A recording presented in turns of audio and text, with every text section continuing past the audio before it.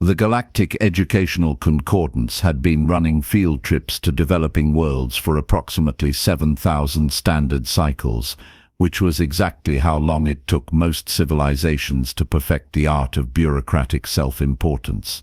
The program was designed, according to official documentation, to expose young minds to the diverse tapestry of sapient life across the cosmos. In practice, it was designed to let privileged alien kids gawk at less advanced species like they were exhibits in a particularly depressing zoo. Earth had recently been added to the approved destination list, which was either a sign of humanity's progress or the Concordance's declining standards. Probably the latter, considering the approval had come through the same committee that once greenlit a field trip to a planet where the dominant species communicated exclusively through interpretive dance and ritual combat. That trip had ended with 3 students requiring psychological rehabilitation and 1 teacher filing for early retirement. The Queltharians, however, were thrilled.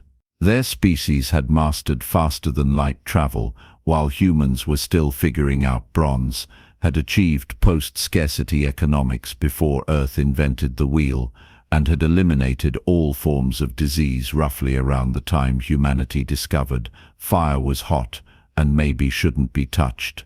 They were, in their own glittering opinion, the pinnacle of civilization, which made Earth the perfect place to bring their most gifted students to observe how the other half lived.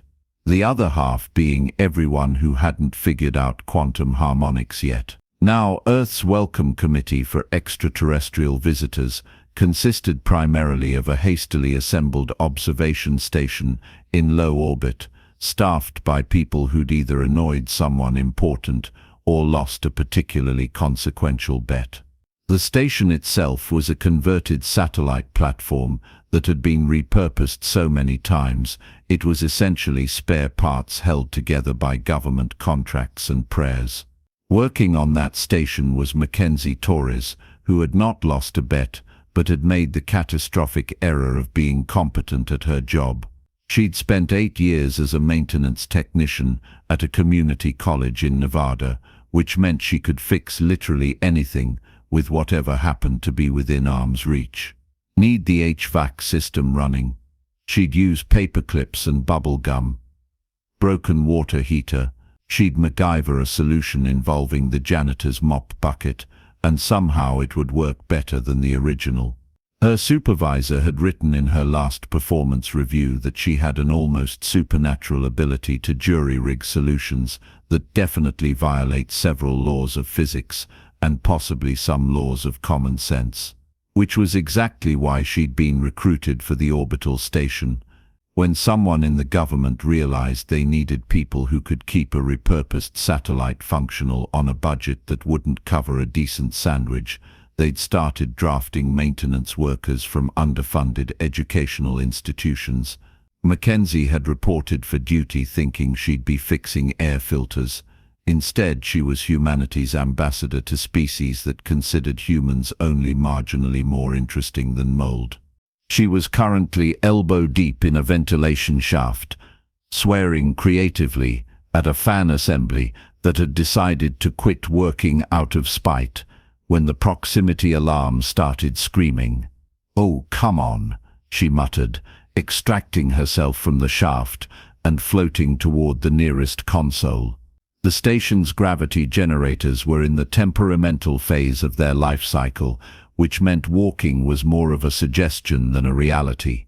The screen showed an approaching vessel that looked like someone had crossbred a luxury yacht with a corporate office building and then polished it until it could be seen from another solar system. The Queltharian school transport was right on schedule, which meant Mackenzie's day was about to get significantly weirder. She watched through the observation window as the ship glided closer with the kind of effortless grace that suggested it had never experienced a mechanical failure in its entire existence. It was absolutely massive, probably large enough to house a small city, and covered in what appeared to be decorative panels that shifted through colors she was reasonably sure didn't exist in Earth's visible spectrum. The communication channel crackled to life. Orbital Station Earth 7. This is Educational Transport Vessel Radiant Dawn. We are here for scheduled observational activities. Please maintain appropriate distance and do not interfere with our curriculum. Mackenzie keyed the response channel. Copy that, Radiant Dawn. Welcome to Earth orbit. Try not to judge us too harshly. There was a pause that somehow conveyed disapproval across the vacuum of space. We do not judge. We observe and contextualize within appropriate developmental frameworks. Right, Mackenzie said. That's definitely not judging. The transport settled into a parallel orbit, and Mackenzie could see through her telescope array as viewing ports opened along the hull. Small faces pressed against the transparent surfaces, eyes wide with the kind of morbid curiosity usually reserved for car accidents and reality television.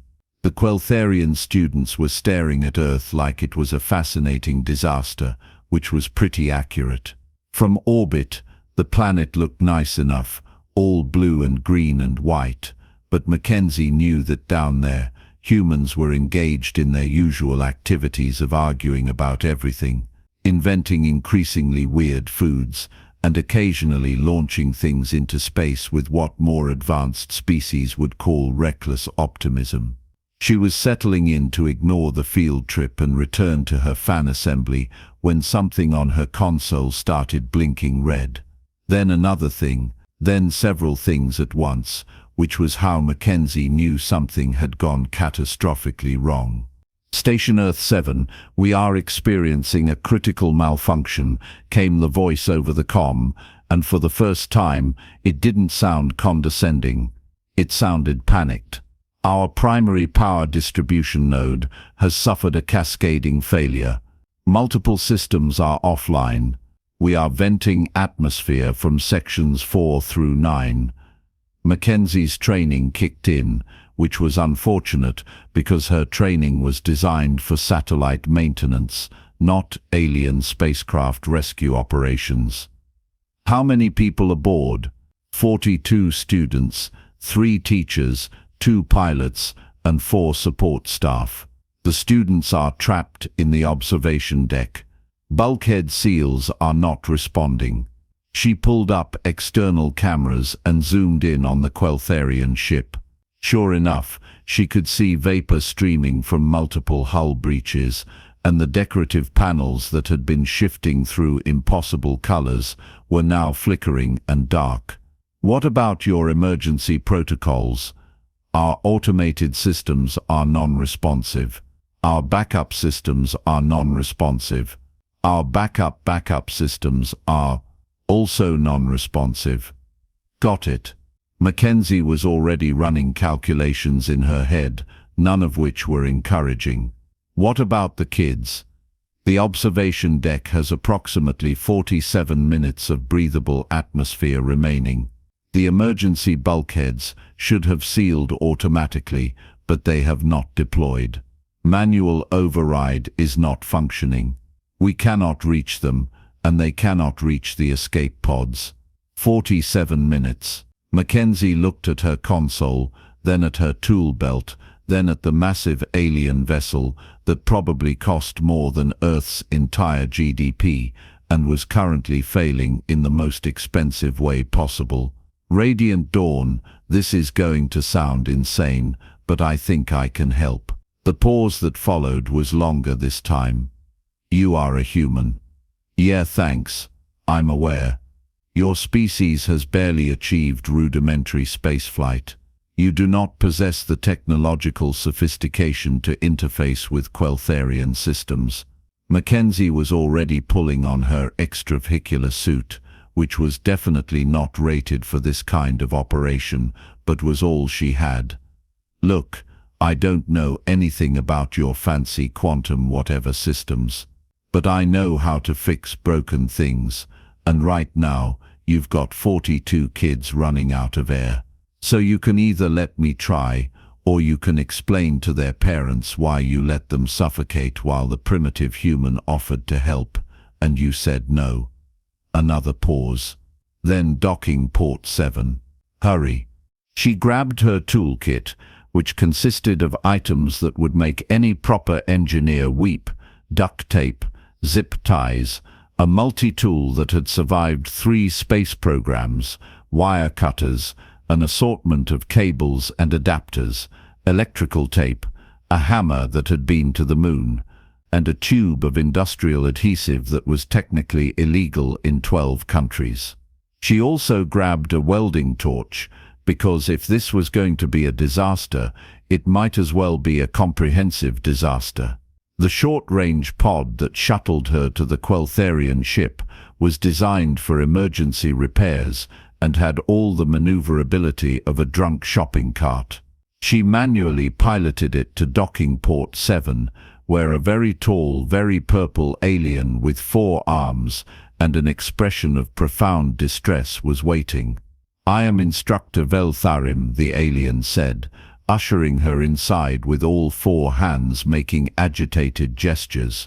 "This is unprecedented. The students are in severe danger. Our communications with the Galactic Emergency Response Network indicate help is at least 4 hours away. Then we don't wait for them." Mackenzie followed the instructor through corridors that were simultaneously beautiful and completely impractical. Everything was smooth curves and soft lighting, with control panels that looked like abstract art installations. "Show me the problem." They reached what appeared to be an engineering section, where 2 Queltharian crew members were staring at displays showing schematics that made Mackenzie's eyes water. The ship's systems were failing in cascade, each malfunction triggering 3 more, and the whole thing was spiraling toward complete shutdown. The power distribution node suffered a quantum resonance failure, one of them explained, gesturing at a diagram that looked like someone had tangled Christmas lights in 4 dimensions. This caused sympathetic failures across all primary and secondary systems. The emergency bulkheads are sealed by magnetic locks that require power we do not have. We cannot override them manually because the control systems are routed through the same failed node. Mackenzie studied the display, understanding approximately none of it. "Okay, forget all the quantum stuff. Where physically are the bulkheads?" "Deck 3, sections 4 through 9. And the kids?" "Observation deck, section 5. So there's a physical door between them and safety, and it won't open because it's got no power. That is an extremely reductive analysis of a complex. Can I get to the door?" Veltharim made a gesture that might have been the Queltharian equivalent of a shrug. "Yes, but without power you cannot open it." "We'll see about that." Mackenzie hefted her toolkit. "Take me there." The observation deck was visible through transparent sections of corridor, and Mackenzie could see the students pressed against the windows. They were a variety of species, all of them looking terrified. Some had too many limbs, some had too few, several had colors she was pretty sure weren't supposed to exist, and all of them were very clearly running out of time. The bulkhead door was massive, about 3 meters tall, and made of something that looked like polished titanium but probably wasn't. A control panel next to it was completely dark. "This is a magnetically sealed emergency door," Veltharim explained. "It requires a minimum of 40,000 units of power to disengage the locks. We have no power. Therefore we cannot open it." Mackenzie examined the door frame, running her hands along the seams. "How thick?" 15 centimeters of reinforced composite material designed to withstand explosive decompression and temperatures up to. "Not what I asked. Just 15 centimeters. Just. This door could survive a direct impact from a..." "Great." Mackenzie pulled out her welding torch. "I need everyone to stand back." What followed was perhaps the most terrifying instance of human problem-solving that Veltharim had ever witnessed. The human woman simply started cutting through the supposedly impenetrable emergency bulkhead with what appeared to be a primitive combustion-based torch, running it along the seam where the door met the frame. You cannot simply cut through a quantum-reinforced emergency door, Veltharim protested. Watch me. Sparks were flying now, and the smell of burning composite material filled the corridor. Your fancy magnets can't lock a door that doesn't exist anymore. The structural integrity will be fine for the next hour, which is all we need. Mackenzie had cut through the top and was working her way down the side. The torch was getting dangerously hot, and her hands were cramping, but she kept going because the alternative was unthinkable. It took 23 minutes of continuous cutting, with Veltharim alternating between protesting and helpfully holding additional tools. When the cut was complete, Mackenzie jammed her pry bar into the seam and started levering. The door, despite its quantum-reinforced whatever, was now just a very expensive piece of metal wedged in a frame. With enough leverage, even expensive metal had to move. It took both of them pushing, and at one point Mackenzie was fairly certain she felt something in her back pop in a way that was going to require painkillers and an apology to her future self. But the door shifted. Then it moved. Then it fell inward with a crash that echoed through the ship. The students poured out in a chaotic mass of limbs and panic. They were crying in at least 7 different languages, some of them making sounds Mackenzie was pretty sure humans weren't supposed to be able to hear, and all of them were terrified. Everyone to the escape pods, Veltharim commanded, trying to maintain some kind of order. Proceed calmly. Are we going to die? One student wailed, a small creature covered in what looked like blue feathers. Not today, Mackenzie said firmly. But we need to move fast. This ship's not getting any more stable. She was right. The radiant dawn was shuddering now, more systems failing by the minute. They herded the students through corridors that were growing darker as backup lights struggled to maintain power. Several of the kids kept staring at Mackenzie like she'd grown a second head, which was fair considering she'd just cut through a door their species considered impossible to breach. They reached the escape pod bay, where the other teachers were frantically trying to organize evacuation procedures. The pods were sleek things that looked like designer furniture, because of course they did.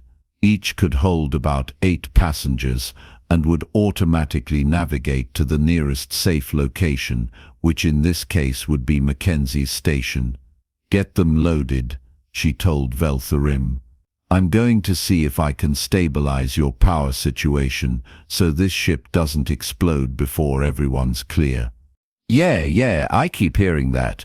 Where's your main engineering? What Mackenzie found in main engineering was somehow both impressive and depressing. The Queltharians had built systems so advanced and so integrated that when one thing broke, everything broke. There was no redundancy, no isolation, no simple mechanical backups. Everything relied on everything else in one beautiful, fragile network. The power distribution node that had failed was a crystalline structure about the size of a basketball, suspended in some kind of magnetic field, and definitely not working. Warning lights covered every surface, and the 2 engineers in the room looked like they were one malfunction away from a complete breakdown. Okay, Mackenzie said, surveying the chaos. Talk to me. What's this thing supposed to do? It harmonizes quantum fluctuations across 17 different power generation systems and distributes energy through a network of... It's a circuit breaker. Got it. She studied the setup, ignoring the protests about quantum harmonics and multi-dimensional energy matrices. At its core, it was just a distribution system. Power came in, power went out, and something regulated the flow. Right now, nothing was regulating anything, which meant power was either going everywhere at once or nowhere at all. She couldn't fix their fancy crystal thing, but she could bypass it. I need access to your main power conduits. The physical ones, not the quantum ones. There are no physical.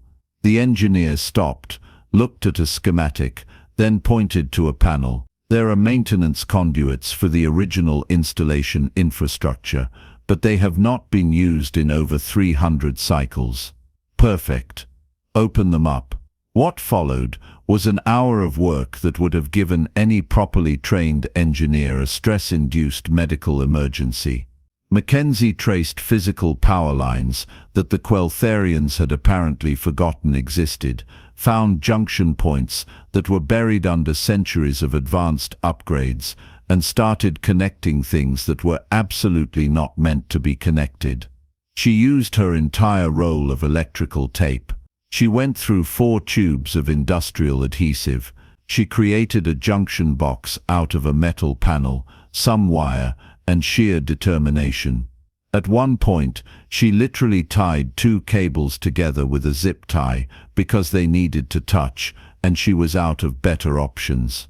This violates approximately 700 safety protocols, one engineer said, watching in horror. Yeah, well, right now those protocols are the least of your problems. Mackenzie was crimping a wire with her teeth because she'd run out of hands. Your kids are safe.